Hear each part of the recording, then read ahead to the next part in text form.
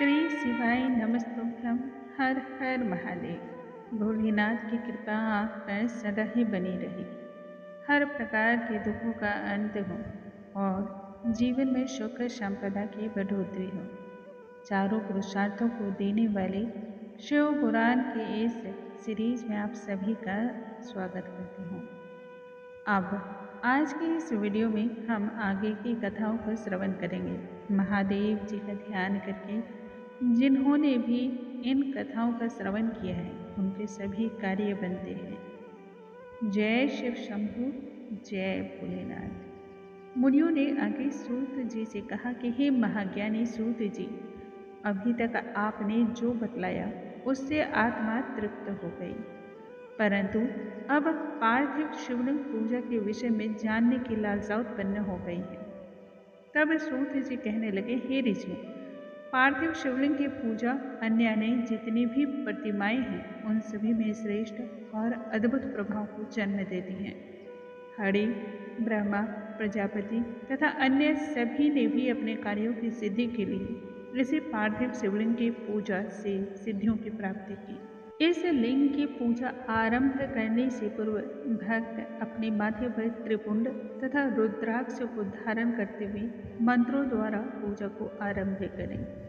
नदी, तालाब, पोखर तथा कुएं इत्यादि के तल की मिट्टी के द्वारा इस लिंग का निर्माण करना चाहिए।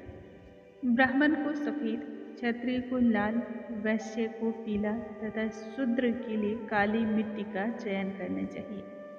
अभाव होने पर कोई भी मिट्टी पूजा के लिए सर्वोत्तम है।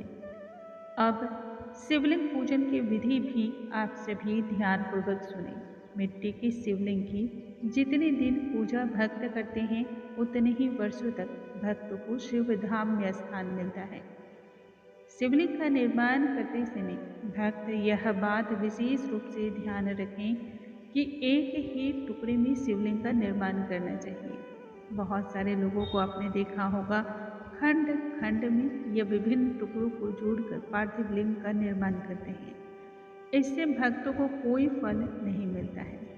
पूजन सामग्री को नमः शिवाय मंत्र के द्वारा जल का छिड़काव करके शुद्धि करनी चाहिए। इसके पश्चात क्षेत्र को पवित्र स्थल से जल के द्वारा शुद्धि करते हुए संस्कार करें। नमस्ते रुद्र मंत्र द्वारा स्फटिक का घेरा बनाकर नमः शिवाय मंत्र के द्वारा पंचामृत का प्रोक्षण करें। पंचामृत पर जल छिड़काव करते हुए नमः शिवाय के शब्द का उद्घोष करें। नील ग्रीवाय मंत्र के द्वारा भक्ति पूर्वक भगवान शिव को नमस्कार करें। फिर आसन देते हुए आवाहन करें। मानो महानतम मंत्र के द्वारा शिव का आवाहन करें। शिव मंत्रों द्वारा अंगों में न्यास करना चाहिए। मंत्र के द्वारा पाद तथा अर्घ अर्पण करके आचमन करके दूध से स्नान तथा दही से विभिन्न मंत्रों से स्नान कराना चाहिए। घी, शहद, मिश्री, मधु, पंचामृत तथा नीलग्रीवाय को स्नान कराएं। इसके बाद मां नस्तुक की मंत्र द्वारा करधनी तथा शरीर के ऊपरी हिस्से पर पहने जाने वाले कपड़े के टुकड़े को नमो धृष्णवे मंत्र द्वारा अर्पण करें। भक्ति पूर्वक गंध, धूप, दीप, नैवेद्य अर्पण करके इमा रुद्राय के 3 मंत्रों द्वारा रुद्रदेव को पुष्पांजलि दें और फिर परिक्रमा कर पूर्ण करके प्रणाम करें। यतो यतः मंत्र द्वारा अभय मुद्रा दिखाएं तथा त्र्यंबक मंत्र द्वारा ज्ञान मुद्राएं दिखाएं। शिव मंत्र द्वारा जप करते हुए सप्त रुद्राय मंत्र का जप करें। फिर देवागतु मंत्र द्वारा विसर्जन करें। सूत जी आगे ऋषियों से कहते हैं कि हे ऋषि, अब वैदिक अनुष्ठान की उत्तम विधि का भी श्रवण करो। सद्धो जातम श्रोक्त के द्वारा लिंग के लिए मिट्टी लाकर वामदेवाय मंत्र के द्वारा जल का छिड़काव करते हुए मिट्टी गूंथ कर तैयार कर लें। अघोर मंत्र के द्वारा शिवलिंग का निर्माण एवं तत्पुरुषाय मंत्र के द्वारा आवाहन करें। वेदी पर ईशान मंत्र से स्थापित करते हुए 16 उपचारों या गुरु आदेश का पालन के द्वारा पूजन भक्ति भाव और समर्पण से करें। वैदिक पूजा पद्धति की सिवाय अन्य भी पूजा की पद्धति है। अब उसके विषय में सुनो, जो बहुत ही सरल और साधारण जनमानस के लिए है। इसके द्वारा जो भी भक्त आराधना करता है वह अभीष्ट इच्छाओं को पाता है। शिव के 8 नाम हैं: हर, महेश्वराय, शंभु, शूलपाणि, पिनाकधृत, शिव, पशुपति और महादेव। इन सभी नामों के आरंभ में ओम तथा अंत में नमः उच्चारण करते हुए पार्थिव शिवलिंग की परिक्रमा करने से संपूर्ण लाभ मिलते हैं। जैसे ओम हराय नमः के द्वारा लिंग के लिए मिट्टी का चुनाव करते हुए प्रक्रिया को आरंभ करें। ओम महेश्वराय नमः के द्वारा लिंग का निर्माण करें। ओम शंभवे नमः के द्वारा लिंग स्थापित करें। ओम शूलपाणये नमः के द्वारा शिव का आवाहन। ओम पिनाकधृसे नमः के द्वारा लिंग को स्नान। ओम शिवाय नमः के द्वारा पूजन। ओम पशुपतये नमः के द्वारा क्षमा मंत्र तथा सबसे अंतिम ओम महादेवाय नमः के द्वारा विसर्जन करें। पूजा के समय ध्यान इस प्रकार से करना है: कैलाश के उच्च कोटि के मध्य भाग में विराजमान शिव के वाम भाग में बैठी भगवती उमा का मैं ध्यान करती हूँ। शिव के मस्तक पर अर्धचंद्र बाघों की खाल धारण करने पर शिव त्रिनेत्रों से युक्त और जिनके 5 मुख हैं, जिन परमेश्वर के अंगों की कांति चांदी के समान उज्ज्वल और हाथों में परशु, मृग मुद्रा, वर और अभय मुद्रा शोभित है। सबके दुखों को हरने वाले परमेश्वर को ध्यान करते हुए पार्थिव लिंग की पूजा करनी चाहिए। नाना प्रकार की स्तुतियों के द्वारा महादेव को प्रसन्न करें। फिर दोनों हाथों की अंजलि में अक्षत पुष्प लेकर के भगवान शिव से प्रार्थना करते हुए कहें: हे परमेश्वर, हे कृपा निधि, मैं आपकी हूँ और आप गुण रूप में मुझ में ही विद्यमान हैं। जाने अनजाने में मैंने जो भी पूजा आपकी की हो वह सफल हो और फलदायी हो। मैं अज्ञानी और पापी आपको भला कैसे जान सकती हूँ। जब बड़े बड़े संत, वेद वेताओं के ज्ञाता एवं ऋषि भी आपके पार को ना पा सके, तब मैं तो तुच्छ ही हूँ। इस तरह से प्रार्थना करते हुए अंजलि के पुष्प अक्षत को भगवान शिव पर अर्पण करके प्रणाम करें। भगवान शिव की परिक्रमा इसके बाद करके कीर्तन, गायन और नृत्य के द्वारा पूजा पूर्ण करते हुए अंत में विसर्जन करने से पार्थिव शिवलिंग पूजा भोग, मोक्ष और भक्ति बढ़ाने वाली होती है। ऋषियों ने सूत जी से फिर पूछा कि हे महाज्ञानी सूत जी, किस कामना की पूर्ति के लिए कितने पार्थिव लिंग का निर्माण एवं पूजा करना फलदायी होता है। इस पर सूत जी कहने लगे कि हे ऋषियों, भोग, मोक्ष, कोटि कोटि यज्ञों का फल शिवलिंग की पूजा से मनुष्य को मिलता है।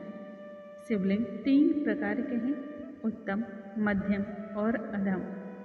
4 अंगुल ऊंचा सुंदर वेदी पर स्थापित लिंग उत्तम, उससे आधा मध्यम और उससे आधा अधम कहा गया है। शिवलिंग की पूजा चारों वर्ण एवं स्त्रियों सभी को समान अधिकार से ही करना चाहिए। द्विज वैदिक पद्धति के द्वारा ही लिंग का पूजन करें, परंतु अन्य लोगों को यह अधिकार नहीं है। शिव पूजन सदा ही उत्तर मुख होकर के करना चाहिए। पूजा करते समय पूर्व दिशा, पश्चिम और उत्तर दिशा में ना तो बैठें और ना ही खड़े हों।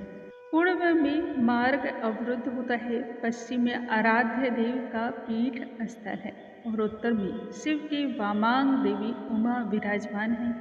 इसलिए सदैव ही दक्षिण दिशा में बैठकर ही पूजन करें। भक्त के माथे पर सदैव ही भस्म का त्रिपुंड रुद्राक्ष धारण करने के पश्चात बेल पत्र का संग्रह करके ही पूजा आरंभ करनी चाहिए। भस्म के उपलब्ध न होने पर मिट्टी से त्रिपुंड लगाएं और जो परम शिव भक्त है वह निश्चय ही शिव नैवेद्य का भक्षण करे। जो भक्त नैवेद्य ग्रहण करने में थोड़ा सा भी विलंब करता है वह महापापी है। शिव के नैवेद्य के दर्शन मात्र से ही पाप नष्ट होकर करोड़ों पुण्य की वृद्धि हो जाती है। शिव दीक्षा ग्रहण करने वाले शिष्य को तुरंत ही सिर माथे पर इस महाप्रसाद को लगा करके प्रसाद का भक्षण करना चाहिए। जो भक्त अन्य देवताओं की दीक्षा से अलंकृत हैं, उनके विषय में महाप्रसाद के विषय में जो कहा गया है उस विषय में सुनो। बाणलिंग, धातुलिंग, सिद्धलिंग, स्वयंभूलिंग तथा अन्य सभी मूर्तियों में शिव के अनुचरों में से एक चंड अधिकृत नहीं है। जिस स्थान पर चंड का अधिकार है वहाँ का भोग मनुष्य को ग्रहण कदापि नहीं करना चाहिए। यदि लिंग की कोई वस्तु ग्राह्य नहीं है तब ऐसे में लिंग से परे या जो वस्तु लिंग के संपर्क में नहीं है वह ग्रहण की जा सकती है।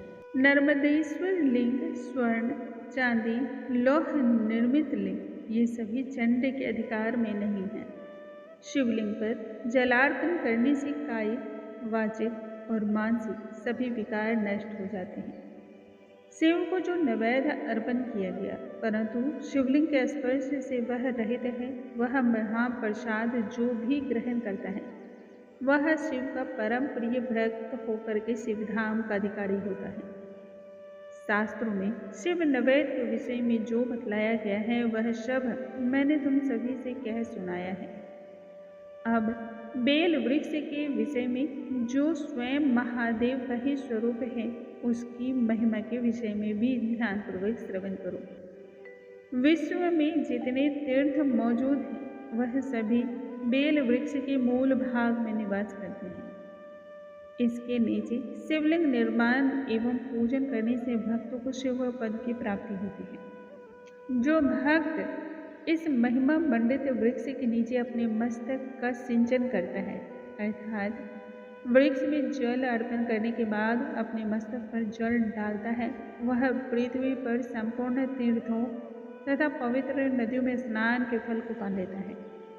महादेव का परम प्रिय बेल वृक्ष की पूजा गंध, धूप, दीप तथा पुष्पों से करने वालों के नाम, यश, सुख, ऐश्वर्य में वृद्धि होती रहती है।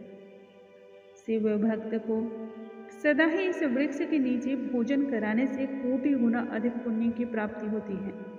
और जो भक्त घी, दूध युक्त अन्न इस वृक्ष के नीचे ब्राह्मण को दान देता है वह कभी दरिद्रता का मुख भी नहीं देखता। उसके नीचे दीपों की माला अर्पण करने वाले भक्तों को चारों पुरुषार्थ एवं शिव सायुज्य की प्राप्ति होती है।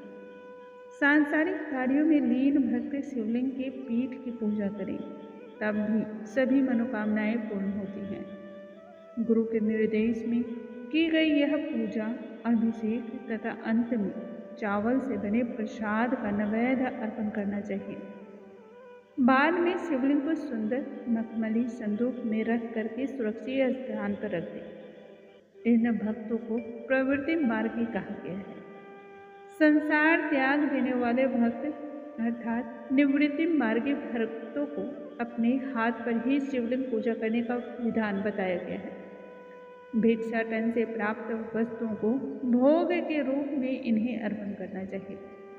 पूजा के अंत में वह लिंग की मूर्ति को हमेशा ही अपने सिर पर रखें। बोलो जय शिव शंभू, जय भोलेनाथ। दोस्तों, आज की कथा को हम यहीं पर विराम देते हैं। कल के वीडियो में आगे की कथाओं के साथ हम पुनः से मिलेंगे। तब तक के लिए नमस्कार। हरे कृष्णा, राधे राधे।